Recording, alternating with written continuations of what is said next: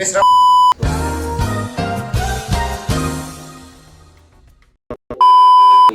1க்கு நிறைய ஆதரவு கிடைச்சிச்சு. 300 பேர் பார்த்துருக்கீங்க. ஸோ அதனால் இன்னொரு எக்ஸ்ட்ரா ஒரு 300 பேர் பார்ப்பீங்க நம்பிக்கையில் அடுத்த எபிசோட் 2 ஆரம்பிக்க போகிறோம்.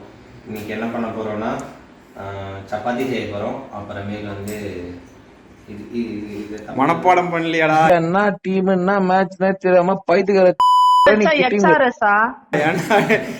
தமிழ்ல என்ன சொல்லுவீங்க? சோயா இல்ல இன்னொரு வார்த்தை இருக்கு, meal maker. Meal maker gravy செய்ய போறோம். அங்க சப்பாத்தி நெகிட்டிட்டு இருக்காங்க, அங்க ரெடி ஆயிட்டு இருக்கு சப்பாத்தி. வேண்டி ஒளிர தூக்கி காட்டுங்க, எல்லாத்துக்கும் தூக்கி காட்டணும். என்ன ஆஹா திருப்பிட்டாங்கய்யா, திருப்பிட்டாங்களே. திருப்ப வேணாங்கிறீங்க, திருப்பிட்டு கேள்வி வேற. சோயா 65க்கு வந்து ரெடி பண்ண போறோம்.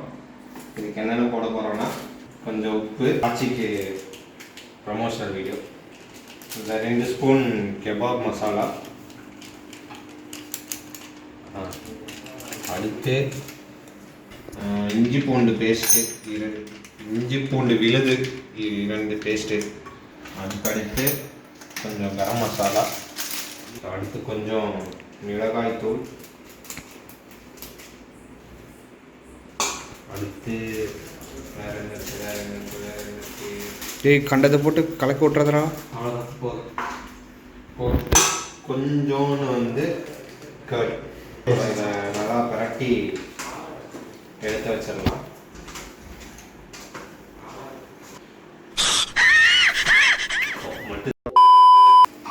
ஸோ இதை பரட்டி வச்சாச்சு. இது கொஞ்ச நேரம் ஊறட்டும், அது கூட மற்ற வேலையெல்லாம் பார்ப்போம். ஒரு அரை மணி நேரம் ஊறிடுச்சு. இப்போ இதை பொரிக்க போகிறோம்.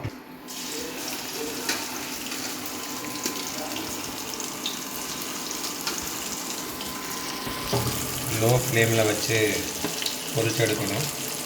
லாரன்ஸ் போஸ்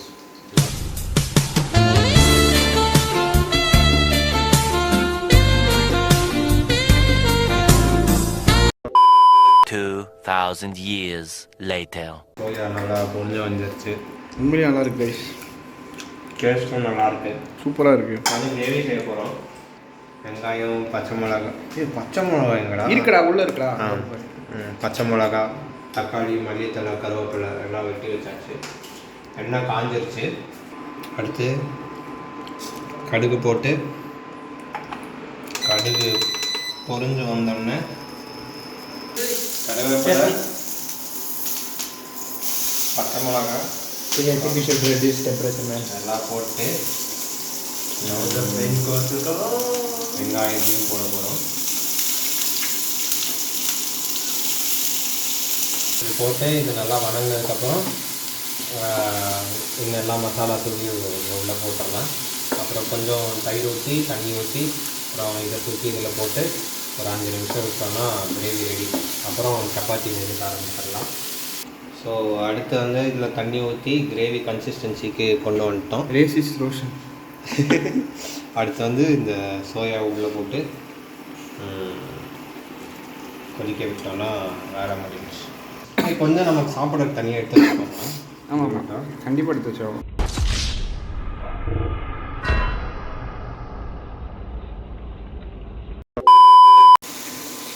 ஸோ கிரேவி நல்லா ரெடி ஆகிட்டு இப்போ மாற்றி எடுத்துடலாம். ஸோ ஒரு டிஷ்ஷு ரெடி. இதை க்ளோஸ் பண்ணி வச்சிடலாம். அடுத்து வந்து நம்மகிட்ட வந்து சப்பாத்தி மாவு உருட்டி வச்சுருக்கோம். இதை சுட்டு எடுத்தால் சப்பாத்தி. ஸோ 1 மணி நேரம் கழித்து டின்னர் ரெடி ஆகிடுச்சு.